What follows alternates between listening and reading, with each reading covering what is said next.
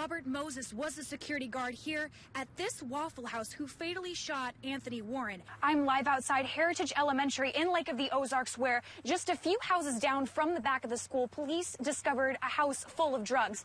So many questions unanswered after DeBrody was found encased in concrete nearly a year ago. The city owns 5 of the homes set to be demolished, and these are 2 of them. However, some residents that live just up the street say these homes have potential and should be fixed up.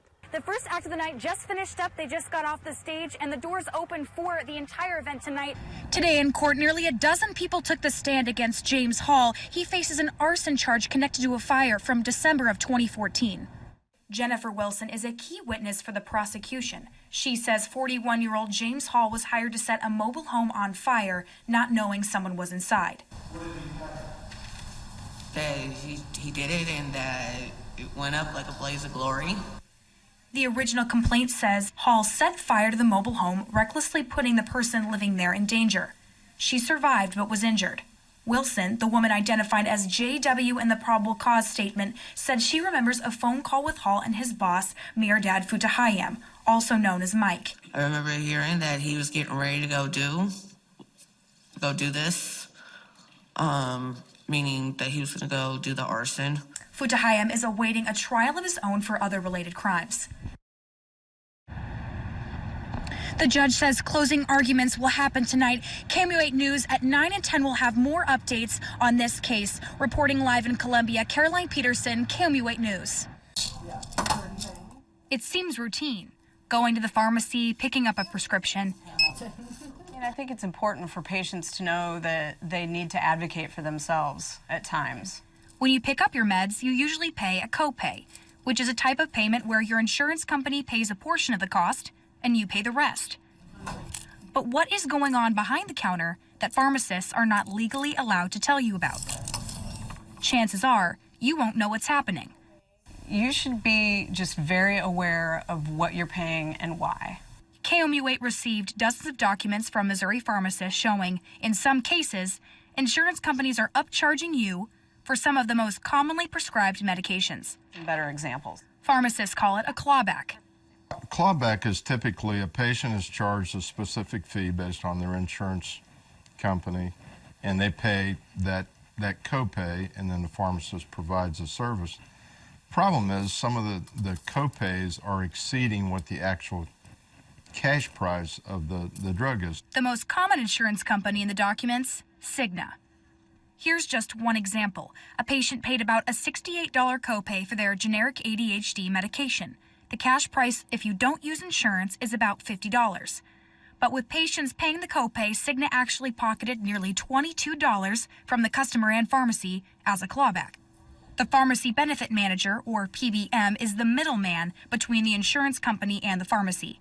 They set the prices. It appears that a good part of the clawback that's going back to the PBM is the burden of the patient. It's actually a higher cost for the patient than if they just went ahead and paid cash for the product. Cigna has its own PBM, while another insurance company in our documents, Catalyst RX, goes through another. Here's an example from Catalyst.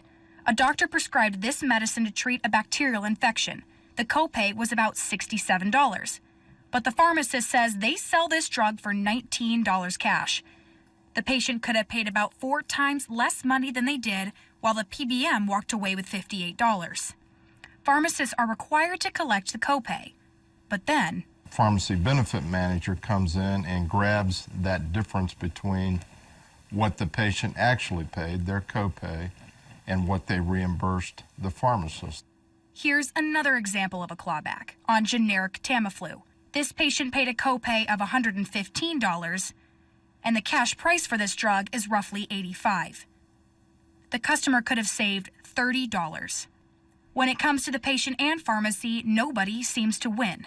Can you tell a patient that they have a lower option if they don't ask? We are not supposed to. Contracts with certain companies restrict them from doing so. We are trained to say, hey, if they ask, if the patient asks, hey, let's see what your cash price is. But until that point, we are not supposed to mention it. You know, they have to do it based on what the insurance company dictates. Our feeling is the patient at least ought to have that information, but pharmacists cannot share it.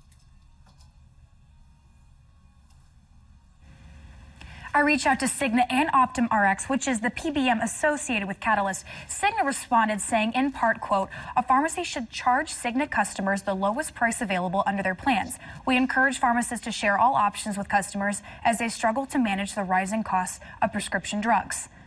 Optum did not respond. Right now, Missouri has a House bill addressing this issue. It would stop the clawback practice as well as allow pharmacists to be transparent with you about your options. There are currently 12 other states with bans on clawbacks, gag orders, or both. And we want to hear about your experiences. If you found a difference in your drug prices by paying without insurance or feel you have paid more than you should, KOMU wants to know about it. Share your story with us by email, Facebook, or visit our website at KOMU.com. On our web store, you can also view a list of common medications associated with clawbacks. In the studio, Caroline Peterson, KOMU 8 News. What do you think of when you hear this or see this? Looks can be deceiving. We are out to fight and hopefully one day eradicate abuse in all its forms. Defenders of the Abused, or DOA, is a national group helping victims of abuse. There are 3 chapters in Missouri. One is in Fulton. We'll sit in court cases, we'll camp out in front of their houses. We'll do anything to make that victim feel safe. These guys might look intimidating, but believe it or not, you don't have to drive a big Harley to be a part of the group. It's like having a group of big brothers. For the DOAs, abuse is personal. He felt that he wanted to help other people that were in the situation that I had been in, because I basically did it on my own. This season is the hardest time for many families.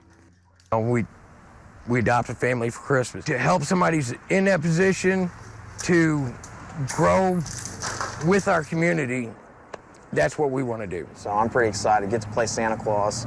I look kind of rough and I'm missing the white beard, but... A group of teddy bears on bikes. Caroline Peterson, KOMU 8 News, Fulton.